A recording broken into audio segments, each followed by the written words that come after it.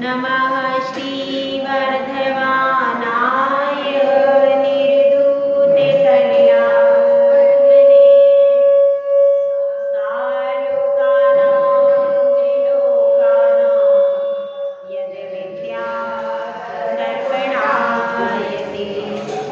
विद्यादर्पणायते पंच परमेष्टि भगवान की जय। 1000 श्री आदिनाथ भगवान की जय। परम पूज्याचे समंतभद्र स्वामी भगवते की जय। परम पूज्याचे श्री आदि सागर महाराज की जय। आचे श्री महावीर कीर्ति महाराज की जय। आचे श्री विमल सागर महाराज की जय। आचे श्री तपस्वी सम्राट सन्मति सागर महाराज की जय। आचे गुरु सुंदर सागर महाराज की जय। अहिंसा में विश्व धर्म की जय। निर्माण माता की जय। जय परमेश्वर महाराज की जय। संत की जय। वंदना धर्म प्रेमी भव्यात्माओं, यह जीवन रेत हाथ पर रखी हुई रेत के समान फिसलता जा रहा है। पानी के बुलबुले के समान प्रतिक्षण आयु क्षय को प्राप्त हो रही है और हमारा शरीर भी उसके साथ ढलता जा रहा है। प्रति समय शरीर में क्षरण हो रहा है, आयु में क्षरण हो रहा है और अपने जीवन का एक एक समय प्रति समय बीतता जा रहा है। उस ओर हमारी दृष्टि नहीं जा रही है। लेकिन अगर धन बीतता है, धन जाता है तो हमारी दृष्टि धन के ऊपर जाती है। यौवन जाता है तो हमारी दृष्टि यौवन के ऊपर जाती है। माता पिता आदि का मरण होता है तो हमारी दृष्टि उनके मरण के ऊपर जाती है। परंतु हे भव्य प्राणी, बड़े आश्चर्य की बात है कि तेरा स्वयं का जीवन बूंद बूंद रिस रहा है और उस पर तेरी दृष्टि नहीं जा रही। बहुत कठिनाई से यह मनुष्य भाव मिला है, इसको व्यर्थ ना हो देना। यदि इस मनुष्य जीवन में हम चारित्र रूपी वृक्ष पर आरोहण नहीं कर पाए तो हमारा ये मनुष्य भाव निरर्थक हो जाएगा। इसीलिए आपके उपकार के लिए आचार्य श्री समंतभद्र स्वामी आपको बता रहे हैं कि एक श्रावक गृहस्थ कैसे अपने घर पर रह करके धर्म का पालन कर सकता है। क्योंकि धर्म 2 प्रकार का है, एक श्रवण धर्म और एक श्रावक धर्म। तो श्रावक अपने घर पर रह करके कैसे अभ्यास करे, कैसे पापों से बचे, इसके लिए आचार्य श्री उपदेश दे रहे हैं और 4 अनुव्रत का उपदेश उन्होंने दिया है। चौथे अनुव्रत का लक्षण अपन समझ चुके थे। चौथा कौन सा अनुव्रत है? ब्रह्मचर्यानुव्रत। उसके बारे में अपन समझ चुके थे क्योंकि एक गृहस्थ है, पूर्ण रूप से स्त्रियों का त्याग नहीं कर सकता। तो उसके लिए क्या आया है? माता बहन सुता पहचानो। क्या कहा? माता बहन और सुता के समान कौन? जिसका आपके साथ परिणय नहीं हुआ। ऐसी स्त्री जिसका आपके साथ परिणय नहीं हुआ है और आपसे आयु में छोटी है, उनको क्या समझो? छोटी बहन समझो। सुता के समान है, पुत्री के समान है। और जो आपसे आयु में बड़ी है वो किसके समान है? वे बहन के समान है।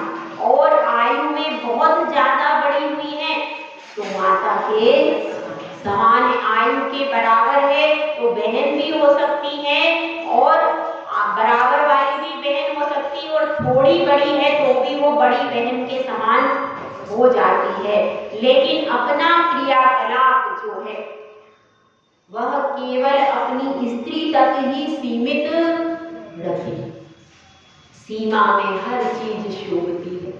घर की देरी में जब स्त्री रहती है उसकी शोभा बढ़ती है और हर चीज की नदी जब सीमा में रहती है तो पूरे नगर के वासियों की प्यास बुझाया करती है। वृक्ष जब अपनी सीमा में रहता है तो कभी भी उसको घात नहीं होता, और जब वह अपनी सीमा का अतिक्रमण करके अति फैल जाता है तो उसका फिर आने जाने वाले कोई भी लोग उसका घात करते देखे जाते हैं। इसीलिए हर पुरुष भी अपनी मर्यादा में शोभित होता है, स्त्री भी अपनी मर्यादा में शोभित होते हैं। यदि हम मर्यादा में पालन करते हैं तो कभी भी दुख का कारण बनने की बात नहीं होती है। तो यहाँ पर ब्रह्मचर्यामृत में आचार्य श्री एक सद्गृहस्थ के लिए यही आचरण बता रहे हैं कि आप स्वदार संतोष व्रत धारण करो। आपका विवाह हो गया, विवाह के बाद जो आपको मिला है वह आपके भाग्य से मिला। क्या मिला है? आपके भाग्य से आपको जैसा मिलना था वैसा ससुराल और वैसा पति मिल गया। अब उसी में आप संतोष को धारण करो। कदाचित उनका वियोग हो जाए, कदाचित मरण हो जाए, तो क्या आज्ञा है जिनागम की? जिनागम की आज्ञा यह है, यदि कदाचित पति का वियोग हो जाए, कहीं चला जाए अथवा मरण हो जाए, उस अवस्था में स्त्री को संतोष धारण करके आजीवन ब्रह्मचर्य धारण करना चाहिए और धर्म का आचरण करना चाहिए। यह आगम की आज्ञा। आगम में कहीं भी दूसरे विवाह का प्रसंग नहीं आता। स्त्री है उसके लिए क्या है? अब आप धर्म का साधन करो, धर्म पूर्वक जीवन व्यतीत करो, यह आज्ञा जिनागम की।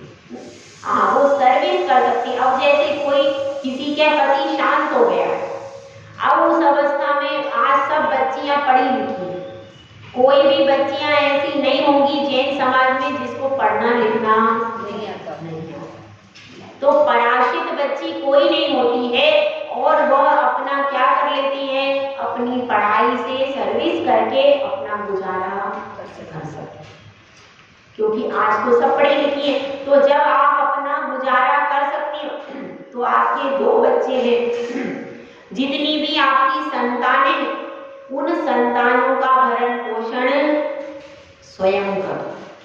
लेकिन अपने परिवार की सहायता आप ले सकती हो, ससुराल पक्ष में भी सहायता लेकर के रह सकती हो। पहले तो जो स्त्री का पति शांत हो जाता था वो ससुराल पक्ष में ही रहती थी, मायके में नहीं जाती थी, पहले यही व्यवस्था थी। तो ससुराल पक्ष में भी आप शांति से रह करके अपना जीवन यापन कर सकते हो। तो इसलिए यह समझना, आजकल जो समाज में विसंगतियां आ रही, एक के बाद दूसरा विवाह, दूसरा सक्सेस नहीं हुआ तो तीसरा विवाह, तो यह जो विसंगति आ रही है, अगर आपके भाग्य में एक विवाह ही सक्सेसफुल होना होता तो एक ही हो जाता, होता कि नहीं? हो जाता। जिसके भाग्य में वैधव्य लिखा है, कई बार ऐसा भी होता है 2 बार विवाह करती है, दोनों बार वैधव्य का सामना करना पड़ता, क्योंकि उनकी कुंडली में योग है, उनके भाग्य में वैसा ही योग लिखा है। यदि आपका अच्छा होना होगा तो एक पति और एक ससुराली आपको बहुत बेस्ट मिलेगा, और अगर आपके भाग्य में कमी है तो एक जगह यदि आपको वैधव्य और वियोग का सामना करना पड़ा तो फिर अब आप धर्म में प्रभु से प्रीति लगाओ, उसी में समझदारी। यहाँ वहाँ भटकने से फिर क्या हो जाता है, ना आप आहार देने के योग्य हैं, क्योंकि दूसरा विवाह जो स्त्रियां कर लेती हैं, वर्तमान में कोई भी दिगंबर साधु उनसे आहार नहीं लेते, नहीं लेते, वर्तमान में नहीं लेते। दूसरे विवाह की स्त्रियों से कोई भी आहार भी नहीं लेते, मतलब आप धार्मिक कार्य के अयोग्य हो जाते हो। इसलिए संयम का पालन करो, क्योंकि आपके बच्चे भी पराश्रित हो जाते हैं। आपके जो बच्चे हैं, अब वो समझते हम किसको क्या पिता कहें, वो बेचारे बहुत कंफ्यूज की स्थिति में रहते हैं और बहुत दुखी रहते हैं। तो इसलिए थोड़ा सा संयम का पालन करने पर आज बहुत ज्यादा विचार करने की आवश्यकता है। विकार सदा नहीं रहते। उन विकारों को शांत करके आप एक बहुत सम्माननीय और धार्मिक जीवन व्यतीत कर रही हो। अपने सामने बैठी है पवन में, कितनी कठिन परिस्थिति उनके आगे थी। उनके आगे ऐसे ही हमारे संग में एक सुधर्मवती माता जी, जिनकी अभी वर्तमान में समाधि हुई, जिनकी की पोती यहाँ पर आती है, आपको शाम को आती है छोटी सी, वह उनके जीवन की भी ऐसी ही कथा है। उनके भी 3 बच्चे छोटे छोटे थे और फिर उनके पति शांत हो गए। उस समय पर उन्होंने दुकान पर बैठ करके 3 बच्चों का पालन पोषण किया, लेकिन दूसरा विवाह नहीं किया। तो और फिर बाद में चुल्लिका दीक्षा ली, बाद में आरिका दीक्षा ली और संग में अभी अभी उनका समाधि मरण हुआ। तो ऐसे धार्मिक, परंतु उन्होंने 7 प्रतिमा ली और पूरा धार्मिक जीवन व्यतीत किया। तो धार्मिकता से जीवन व्यतीत करना है आप, उसके बाद में विकल्प नहीं रखना। बच्चों का पालन पोषण कोई ना कोई व्यवस्था हो ही जाती। ऐसा नहीं है कि व्यवस्थाएं नहीं होती, सब व्यवस्थाएं होती हैं और सबके भाग्य में जैसी व्यवस्था है उतनी व्यवस्था हो जाएगी। तो इसलिए अपने को यह ध्यान रखना है कि एक पति व्रत लेने में कोई हानि नहीं है, हमारा सम्मान और बल्कि बढ़ता, और कदाचित वियोग हो जाए तो फिर आप में इतनी कैपेसिटी होना चाहिए कि आप संयम का पालन जीवन भर कर सकें। तो यहाँ पर बात चल रही है, ब्रह्मचर्यामृत का लक्षण कल बता दिया था, उसको एक बार दोबारा आपको बता दिया है। क्योंकि देखिए, if wealth is gone, nothing is gone. क्या? If wealth is gone, nothing is gone.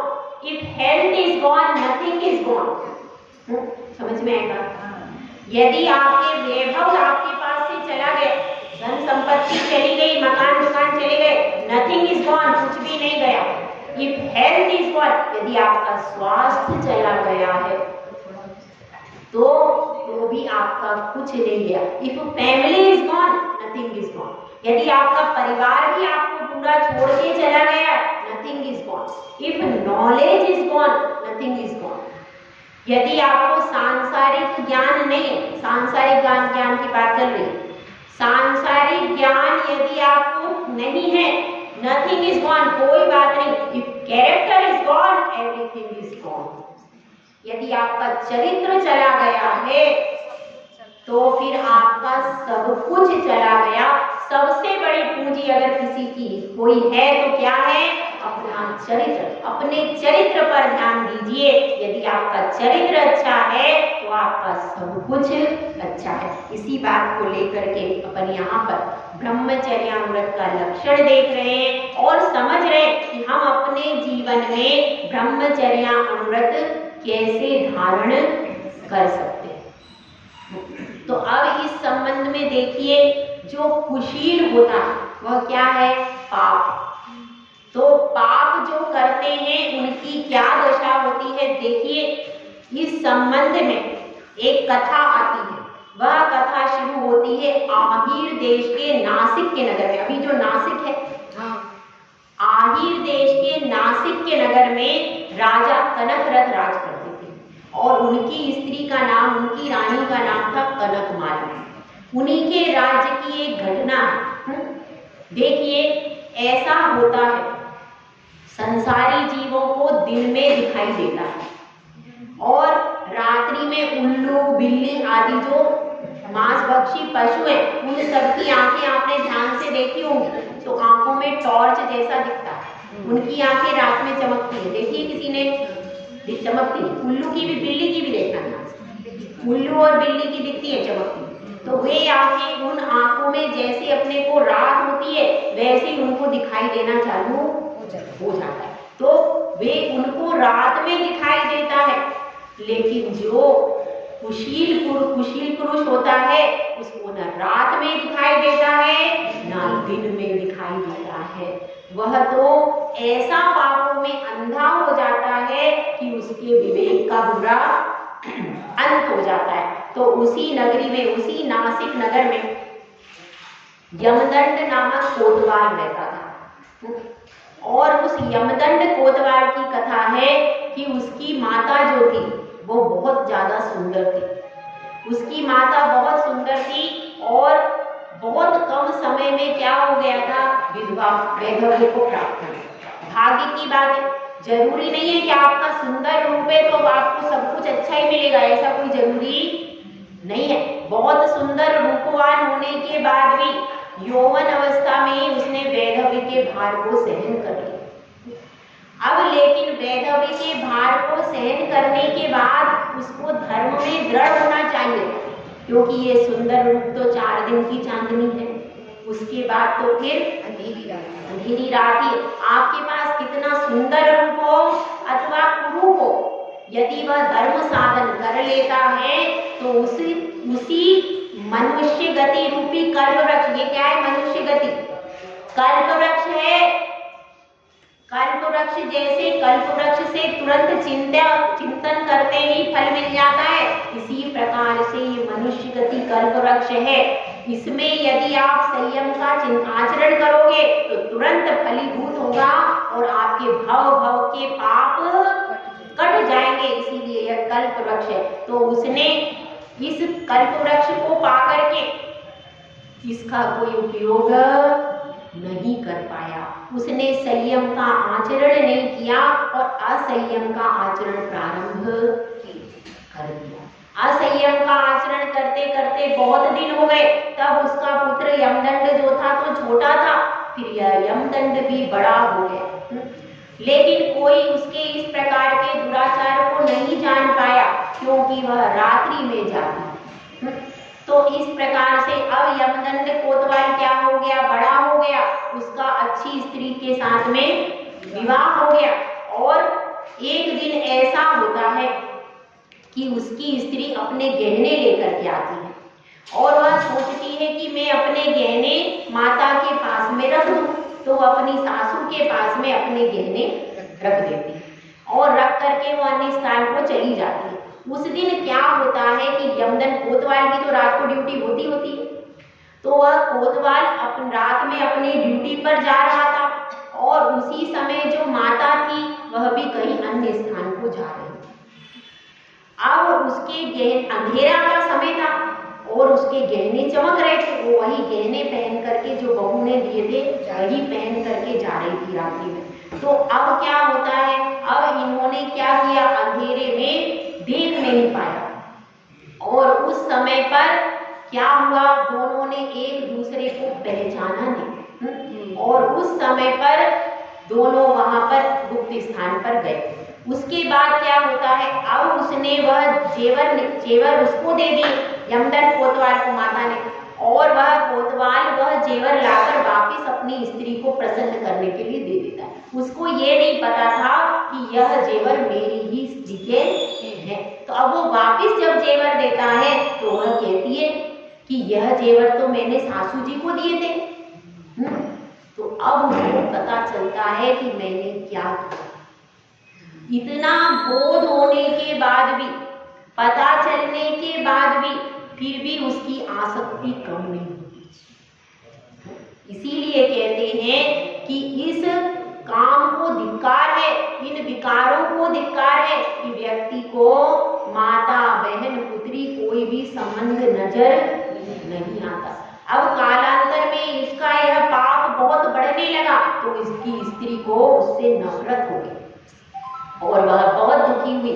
एक धोबिन उसके पास में आती थी, तो धोबिन से उसने अपनी व्यथा कही कि मैं बहुत दुखी हूँ, मेरे साथ यह व्यथा है, और वह व्यथा कह दी। अब धोबिन क्या अपने पास रखेगी? एक स्त्री कभी भी अपनी बात को अपने पास नहीं रख सकती। तो वह धोबिन ने क्या किया, धोबिन ने मालिन से कही। अब वह मालिन रानी कनकमाला की बहुत विश्वसनीय थी, रोज कनकमाला की सेज के लिए फूल लेके आती थी मालिन। तो वह मालिन कनकमाला रानी के पास पहुंची तो रानी उससे पूछती है कुछ अनोखी बात बताओ। उसने तो वह कोतवाल से द्वेष रखती थी, तो उसने तुरंत सारी कथा रानी को सुना दी। जैसे ही रानी ने सुना तो रानी क्या अपने पेट में रखेगी? तो रानी ने कहा ये बात तो राजा को तो उसने क्या किया, रात्रि में राजा उसके पास आता है तो उससे रानी कहती है कि हे राजन, आपकी नगरी में आपके कोतवाल की कथा सुनो। तो राजा जब सब कार्य को जानता है तो राजा भी कैसा हो जाता है, राजा फिर क्या करता है, फिर गुप्तचरों के द्वारा पता लगवाता है कि यह बात सत्य है क्या। तो रात्रि में गुप्तचर पूरी घटना का ब्यौरा पता करते हैं और जब घटना सत्य जानते हैं तो राजा यमदंड कोतवाल को और उसकी माता को बहुत दंड देते। तो यह बात है, तो इसलिए हमको क्या करना चाहिए, इसीलिए यह समझना है कि वैधव्य होने के बाद असंयम का पालन नहीं करना है, धार्मिक जीवन व्यतीत करना है। तो यह प्रसिद्ध हुआ है कोतवाल, क्योंकि देखिए माता और पुत्र का बहुत पवित्र संबंध है। लोक में हर संबंध को अपवित्र कर देते हैं लोग, लेकिन माता और पुत्र का संबंध बहुत पवित्र है और उस संबंध को भी यह विकार है जो कि कलंकित कर देते हैं। तो हमको बहुत सावधानी के साथ रहते हुए संयम का पालन करना चाहिए। ठीक है, अब अपन ब्रह्मचर्याव्रत के अतिचारों को देखेंगे। अन्य विवाह करना, नंग कीड़ा विटत्व विपुल तृषा, इत्वरिकागमनं च स्मरस्य पंचव्यतिचारः। इसमें बताया गया है ब्रह्मचर्याव्रत के 5 अतिचारों के बारे में इसमें बताया गया, क्योंकि आप व्रत का स्वरूप जान लो, इससे व्रत का पालन नहीं हो पाएगा। उसमें कौन कौन से दोषों के लगने की संभावना है, इसको जब जानते हैं तब उसका निरतिचार पालन करते हैं। तो इसमें बताया अन्य विवाहकरण, अन्य व्यक्तियों का विवाह का आयोजन करना। अन्य कौन हो जाएंगे, अब जैसे जिस घर में आपका विवाह हुआ, आपके स्वयं के बच्चे, स्वयं के कौन कौन हो जाएंगे, अपने स्वयं के पुत्र और पुत्री, 2 ही व्यक्ति हैं अपने स्वयं के। बाकी पोता पोती का विवाह आपके आश्रित नहीं है, वो किसके आश्रित है, आपके बहू और बेटे के आश्रित है। नाती पोतों का विवाह किसके आश्रित है, बेटी और जमाई के। तो इस तरह से ये ध्यान रखना है, हमारे आश्रित कौन कौन है, स्वयं के जो पुत्र पुत्री हैं वो हमारे आश्रित है, तो उनका विवाह अन्य विवाहकरण में नहीं आता है। अन्य विवाहकरण में क्या आता है, अन्य विवाहकरण में वह आएगा जो कि अपने रिश्तेदारों को छोड़कर मैरिज ब्यूरो खोल लेना। मैरिज ब्यूरो खोलना क्या आएगा, किसमें आएगा, अन्य विवाहकरण। और अपने इसमें आपको अपने रिश्तेदारों की बात नहीं चल रही, अपने रिश्तेदारों का तो आप कदाचित करवा सकते हो, पर सर्वोत्तम कौन है, जो केवल अपने पुत्र पुत्री का विवाह करवाए, अन्य का ना करवाए। इसमें भी सर्वोत्तम ब्रह्मचर्याव्रत का पालन करने वाला कौन होगा, जो कि केवल अपने पुत्र पुत्री का विवाह करवाए, अन्य रिश्तेदार का भी ना करवाए। सर्वोत्तम तो वही है। फिर भी अगर आप करवा रहे हो तो अपने रिश्तेदारों का करवा लो, पर जिन व्यक्तियों का आपसे कोई संबंध नहीं है, दूर दूर तक नहीं है, और अपन मैरिज ब्यूरो खोल कर बैठे, इसका संबंध इससे कराना, इसका संबंध इससे कराना और उनके विवाह का कार्य करना, यह विवाह का जो कार्य कर रहे हैं ये क्या है, अन्य विवाह। मतलब जिसने ब्रह्मचर्याव्रत ले लिया है वह मैरिज ब्यूरो नहीं खोल सकता। समझ में आ रही बात, और वह इधर उधर के संबंध भी नहीं कराएगा, अपने केवल अपने स्वयं के बच्चों का कराओ। इसके अलावा और बच्चों को भी सबसे पहले तो यही उपदेश दो कि अगर तुम मोक्ष मार्ग में जाना चाहते हो तो उस पे बंधन नहीं रखना, अगर तुम्हारी इच्छा है तो सर्वोत्तम मार्ग तो यही है, इस पर जाओ। और जब वो नहीं जाते तो उनको घर में कुंवारा नहीं रखना, फिर उनको विधिवत गृहस्थ धर्म में संस्कारित करो, क्योंकि आप ऐसे ही छोड़ जाओ, कदाचित उनकी प्रवृत्ति व्यसनों में चली गई तो फिर वो सही नहीं होगा। तो अपने बच्चों को उचित संस्कार दे करके गृहस्थ धर्म में, या तो गृहस्थ धर्म में जाओ या फिर श्रमण धर्म में जाओ, दो ही धर्म में जाने का विधान है, या तो श्रमण बनो या फिर सच्चे श्रावक बनो। तो दो प्रकार से आपके बच्चे रह सकते हैं, या तो वो आजीवन ब्रह्मचर्य ग्रहण करें और नहीं कर रहे हैं तो फिर उनको क्या विधान है, फिर आप श्रावक धर्म अंगीकार करो। तो इस प्रकार से व्यवस्था, ये क्या है, ये जिनागम की व्यवस्था है। बीच का कोई भी मार्ग जिनागम में नहीं बताया। तो अब इसमें क्या बता रहे हैं, अन्य विवाहकरण नहीं करना। अनंग क्रीड़ा, कुछ अंग नियत होते हैं विकारों के लिए, उन अंगों को छोड़ करके अन्य अंगों से क्रिया करना, ये अनंग क्रीड़ा।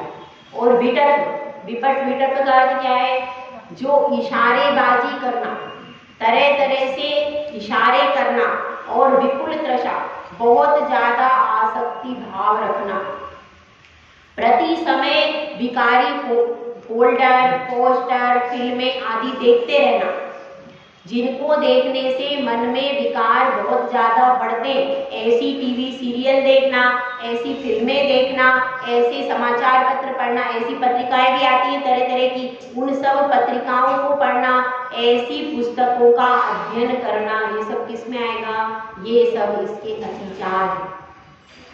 और हित्वरिका गमना, ऐसी स्त्रियां जिनका कोई स्वामी निश्चित नहीं है, ऐसी स्त्रियां बहुत सारी हो सकती हैं। एक तो वह स्त्री है जिसका स्वामी उसे छोड़ करके विदेश में चला गया, अथवा ऐसी स्त्री है जिसके पति का मरण हो गया, अथवा ऐसी स्त्रियां हैं जो कि नगर वधू आई हैं। उन सब स्त्रियों से एकांत में कोई वार्तालाप नहीं कर। अपनी बहन है, अपनी बेटी है, उसकी बात नहीं चलेगी। इसमें कौन सी स्त्री आएंगी, दूसरी स्त्री जिनसे हमारा कोई भी रिश्तेदारी नहीं है, ऐसी स्त्रियों के पास में आना जाना नहीं करे। उसके क्या प्रयोजन है, उसके कोई इन सब चीजों का प्रयोजन नहीं है। इस तरह से वह प्रारंभिक स्टेज में उसको अतिचार लग सकता है, लेकिन बाद में धीरे धीरे अपने विकारों को नियंत्रण करके वह ब्रह्मचर्यानुव्रत की विपुल साधना कर सकता है। तो यहाँ पर यही बात चल रही है।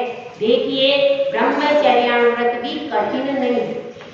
इसी ब्रह्मचर्यानुव्रत स्वदार संतोष व्रत का पालन सीता ने किया कि नहीं किया? इतनी दूर लंका में ले गया उसको रावण, और वह कहता 3 खंड का मैं अधिपति हूँ, सर्वांग सुंदर हूँ, मेरे पास सोने की लंका है। लेकिन उसने क्या कहा, मैं तो स्वदार संतोष व्रत था उसका, इसलिए उसने किसी भी अवस्था में कोई आकांक्षा, किसी भी प्रलोभन को स्वीकृत नहीं किया। तो ऐसी दृढ़ता जब होती है तब आज तक उसकी सती के रूप में प्रसिद्धि हो रही है कि नहीं? इसीलिए कि उसका स्वदार संतोष व्रत था। अपने पति के अलावा मैं और सब मेरे लिए कौन है, पर पुरुष है, पर पुरुष का मैं मुख भी देखना नहीं चाहती। ऐसा उसका दृढ़शील व्रत था।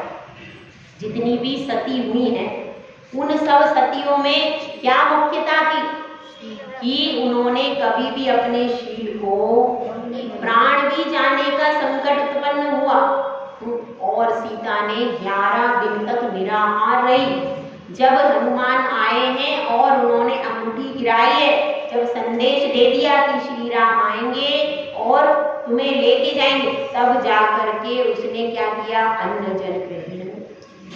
तो इतना संकट को सहन कर किया, लेकिन अपने शील को छोड़ने की बात नहीं की। ऐसे ही सतियों में प्रसिद्ध हुई है नील, कि जिसकी इसमें कथा आती है। अपन सब उस कथा को सुनते हैं। लाट देश में भृगुकच्छ नाम का नगर, उस नगर में राजा वसुपाल राज्य करते थे और उस नगर में सेठ जिनदत्त रहते थे। उनकी स्त्री का नाम था जिनदत्ता। उस सेठ जिनदत्ता के एक बहुत सुंदर पुत्री थी। उस पुत्री का नाम था नीली। वह नीली पुत्री सर्वांग सुंदरी थी, लेकिन धार्मिक प्रवृत्ति की थी, धर्म में दृढ़ रहती थी। और जिनदत्त सेठ ने ये संकल्प कर लिया था कि मेरी पुत्री को मैं जैन व्यक्ति के साथ में ही विवाह, जैन समाज के अलावा मैं किसी और से अपनी पुत्री का विवाह नहीं करूंगा। और नीली भी अपने पिता की आज्ञानुवर्ती। तो उस समय पर एक दिन क्या होता है, महापूजा का अवसर आता है। और अष्टानिका में महापूजा के अवसर पर पहले क्या होता था, सब लोग आभूषण आदि पहनकर जाते थे। तो नगर सेठ था, तो उसकी पुत्री भी कहाँ पर गई, वहाँ पर अष्टानिका में बहुत सुंदर वस्त्राभूषण से अलंकृत होकर के भगवान की पूजा आदि करने के लिए गई। और वहाँ पर वह पूजा के बाद गायोत्सर्ग कर रही थी, बैठी थी। उसी समय पर वहाँ से घूमते हुए समुद्रदत्त सेठ का पुत्र सागर दत्त वहाँ पर आया। और उसने इन वस्त्राभूषणों से अलंकृत उस सुंदरी नीली को देखा। तो वह पूछता है अपने दोस्त से, अपने मित्र से वह पूछता है कि यह पुत्री कौन है, यह कोई देवी है क्या? तो वह कहते हैं कि नहीं, यह तो नगर सेठ जिनदत्त की पुत्री नीली है। तो वह कहता है कि इस स्त्री के बिना मेरे इस जीवन से क्या प्रयोजन है। इस प्रकार से संकल्प विकल्प करता हुआ वह अपने घर आ गया और उसका अन्न में, भोजन में, किसी में भी चित्त नहीं लगता। जब इस प्रकार की प्रवृत्ति देखी तो उसका पिता समुद्रदत्त उसके पास में आया और उसकी व्यथा को पूछा। तो वह कहता, तो उसके अभिप्राय को जानकर वह पिता कहता है कि हे पुत्र, यह तो कार्य असंभव है, क्योंकि सेठ जिनदत्त ने तो नियम ले लिया है, मैं अपनी पुत्री को जैन व्यक्ति के अलावा किसी के साथ में विवाह नहीं करूंगा। और हम सब तो बौद्ध धर्म पालते हैं, तो हम कैसे उससे विवाह कर सकते हैं?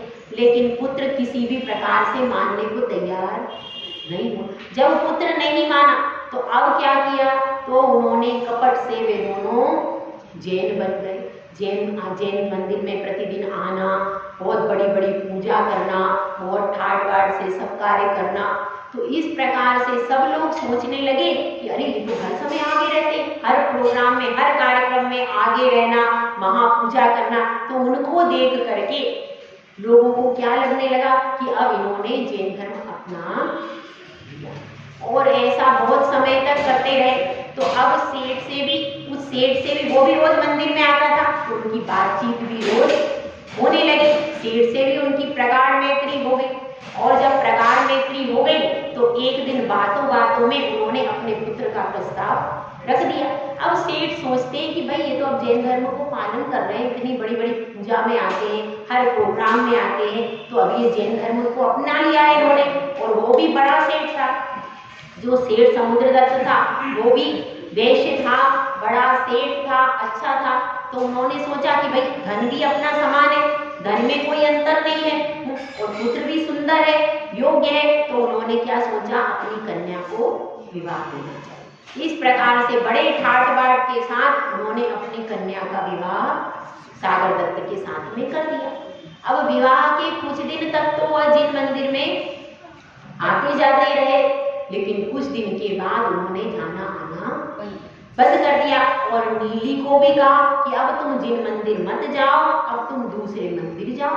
तो नीली ने तो कह दिया, मेरे प्राण चले जाएंगे तो चले जाएं, लेकिन मैं जिन धर्म को नहीं छोड़ूंगी। तो उसने अन्नपान आदि त्याग कर दिया। जब ऐसी अवस्था देखी तो सागर दत्त क्या उसको बहुत ज्यादा चाहता था, वह उसकी बहुत प्रिय थी। तो उसने कहा कि पिताश्री, इसको भोजन पानी में प्रवृत्ति होवे ऐसा कार्य करो। तो उसके पिता ने फिर अनुमति दे दी कि ठीक है, तुम जिन मंदिर चली जाना, लेकिन हम कोई भी जिन मंदिर, हम तो यही धर्म पाले, हम जिन धर्म।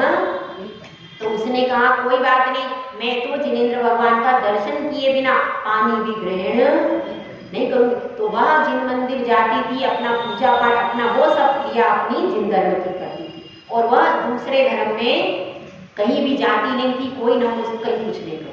अब इस तरह से बहुत सारा समय बीत जाता है। एक दिन अपनी बहू को बुला करके सेठ जी कहते कि बेटा देखो, हमारे साधु बहुत ज्ञानी होते हैं और वे सब कुछ जानते हैं, तुम उनकी सेवा करो और उनके लिए भोजन बनाओ। तो अब वह सोचती है कि भोजन बनाने में तो कोई बात है ही नहीं, तो वह भोजन आदि बनाती है और भोजन आदि बनाने के बाद जब उनको भोजन करा देती है तो वे सब अपनी चरण पादुकाएं ढूंढने लगते हैं। अब उनकी लकड़ी की खड़ाऊ आदि होती थी पहले, तो अब वह अपनी चरण पादुकाएं ढूंढते हैं लेकिन ढूंढ नहीं पाते। तो तब वह कहती है कि आप सब तो सर्वज्ञ हैं, तो जब आप सर्वज्ञ हैं तो ये छोटी सी चीज क्यों नहीं ढूंढ पा रहे? ये आप लोग स्वयं ढूंढ सकते हैं, इसमें तो कोई बड़ी बात नहीं, ये तो आपकी ही वस्तु है। जब आप 3 लोगों को जानते हैं, सब बातों को आप साधु जानते हैं, तो फिर इसमें क्या है? तो वो लोग कहते हैं कि हे नीली पुत्री, हम कुछ भी नहीं जानते, आप ही बता दो कि हमारी चरण पादुकाएं कहाँ हैं। तब वह कहती है कि आप लोग गमन करके देख लीजिए। तो उनको, क्योंकि देखिए हमारे साधु धन्य हैं जो बिना शोधन किए एक कण भी ग्रहण नहीं करते, और जो शोधन नहीं करते उनको पता ही नहीं चलता है कि हम क्या खा रहे हैं, क्या भोजन करें। तो अपने साधु तो एक ग्रास को भी कई बार शोधन करते हैं, उसके बाद ग्रहण करते हैं। जब उनको पता चलता है कि हमारे भोजन में इस तरह का व्यवहार हुआ, तो इसको अपना अपमान मान करके वो रुष्ट होकर चले जाते। अब इस घटना से, अब उसने ऐसा क्यों किया था? क्योंकि पिताश्री ने, उसके ससुर जी ने कहा वे सर्वज्ञ हैं, तो उसने कहा जब सर्वज्ञ हैं तो सर्वज्ञ की उसने परीक्षा की। इसलिए अगर वो नहीं कहते कि वो सर्वज्ञ तो वो नहीं करते, लेकिन उन्होंने क्या कहा? वे सर्वज्ञ, तो उसने सिद्ध कर दिया कि वे सर्वज्ञ नहीं। जो अपने भोजन के बारे में ही नहीं जानते तो 3 लोगों को क्या जानेंगे? तो इस घटना से उसका पूरा परिवार शुद्ध हो गया, और यहाँ तक कि उसकी ननद थी तो वो अत्यंत शुद्ध हुई, और उसने कह दिया कि नीली का परपुरुष के साथ में संबंध है। ऐसा उसके ऊपर मिथ्या आरोप लगा दिया। अब जब मिथ्या आरोप लगा दिया और इतना आरोप पूरी नगरी में, पूरी भृगुकच्छ नगरी में फैला दिया उसने सबको कहे, अब वह नीली बड़ी परेशान हुई, जो भी जाए उसको शक की निगाहों से देखे, और उसने बहुत कोशिश की मगर कोई भी समझने को तैयार नहीं। अब उसने सोचा कि मैं तो अब इस जीवन से क्या प्रयोजन है, और मंदिर में चली गई और अन्न जल त्याग करके बैठ भगवान के सामने कि हे भगवान, अब आप ही इस विपत्ति से मुझे बचा सकते। इधर क्या होता है? इधर रात्रि में राजा वसुपाल को स्वप्न आता है कि द्वार बंद हो गए हैं और कोई स्त्री आ रही है, स्त्री के पैर से द्वार खुलेगा, ऐसा देव सपना देते हैं उसमें। तो जब देवव्रत सपना आता है तो सुबह राजा उठते हैं तो पूरे द्वार, नगर के, पहले नगर के द्वार होते थे, पहले नगर के द्वार होते थे चारों दिशाओं में, तो बड़े बड़े द्वार होते, तो वो पूरे नगर के द्वार बंद हो गए, द्वार खुल ही नहीं रहे। तो फिर क्या होता है? तो फिर राजा को स्वप्न की याद आती है कि मुझे स्वप्न आया था। तो सभी नगरी की जितनी भी स्त्रियां थी, क्या स्वप्न आया था? शीलवती स्त्री के पैर के स्पर्श से ही द्वार खुलेगा। तो फिर राजा क्या करते हैं? फिर राजा सारी नगर की जितनी भी नारियां थी, जो भी शीलवती नारी थी, सभी नारियों को बुलाया जाता है, सब अपने पैर का स्पर्श करती है, परंतु द्वार नहीं खुलता। तब राजा, जब पूरी नारियां हो जाती हैं, सुबह से शाम हो जाती है, अब राजा वसुपाल कहते हैं भाई अभी और भी कोई नारी है क्या इस नगर में, उसको भी बुलाया जाए। तो फिर सैनिक कहते हैं कि हाँ, जिन मंदिर में सुबह से शाम हो गई है, नीली बैठी हुई है और वह मंदिर में ही बैठी हुई है, तो राजा कहते हैं कि उसको भी सम्मान पूर्वक लेकर के आओ। तो फिर नगरवासी आदि उससे निवेदन करते हैं कि हे पुत्री, तुम भी चलो और नगर के द्वार कीलित हैं और वहां पर पैर से स्पर्श करो। फिर नीली द्वार के पास आती है और जैसे पैर का स्पर्श करती है द्वार तुरंत खुल जाते हैं और सब जगह जय जयकार हो जाती है कि नीली शीलवती है, नीली में कोई दोष नहीं है। और फिर उसके परिवार वाले भी उसका सम्मान करते। तो यह कथा है किसकी? ब्रह्मचर्यामृत में प्रसिद्ध हुई है नीली, कि उसने कभी भी किसी भी प्रकार से अपने पति के प्रति पूरी तरह से समर्पित होकर के रही और उसने कभी किसी प्रलोभन में नहीं फंसी और जिन धर्म का ही अवलंबन लिया। संकट के आने पर अपना साथी कौन है? धर्म। धर्म ही हमारा सच्चा साथी है और उसी के द्वारा हमारे सब संकट कट जाते। अगर आप में दृढ़ता हो, अगर आप में दृढ़ता हो और आप कह दो भगवान मेरा कोई नहीं, मैं आपके चरणों में हूँ, जीवन है तो यहाँ है, मरण है तो, अगर ऐसा समर्पण प्रभु के चरणों में देते हैं तो सब संकट धीरे धीरे दूर हो जाते। आपकी श्रद्धा में दृढ़ता होगी तो आपके कर्म भी पीछे हट जाएंगे। तो इस तरह से अपने को समझना चाहिए कि यह जीवन अल्प है। पानी केरा बुदबुदा अस मानस की जात, देखते ही छिप जाएगा जो तारा प्रभात। यह बहुत अल्प समय है, अल्प जीवन है और इसमें हम यदि 5 अमृत भी धारण नहीं कर पाए तो फिर हमारा जीवन का कोई अर्थ नहीं। इतना तो हम पालन कर ही सकते हैं। स्वदार संतोष व्रत ले सकते हैं कि नहीं?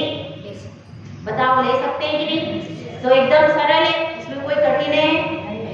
बिल्कुल सरल है, इसमें कोई कठिन नहीं है। अगर सब लोग स्वदार संतोष व्रत ले लें तो इस पूरे संसार में जितनी भी गलतियां हो रही हैं, जितनी भी विकारों के कारण घटनाएं हो रही, वे सारी घटनाएं बंद हो जाए। इसीलिए यह जो व्रत है यह हमारे लिए परम उपकारी है। ठीक है, तो हम सब इन व्रतों के माध्यम से अपने जीवन का कल्याण करें। जय बोला जय सुंदर सागर महाराज की जय।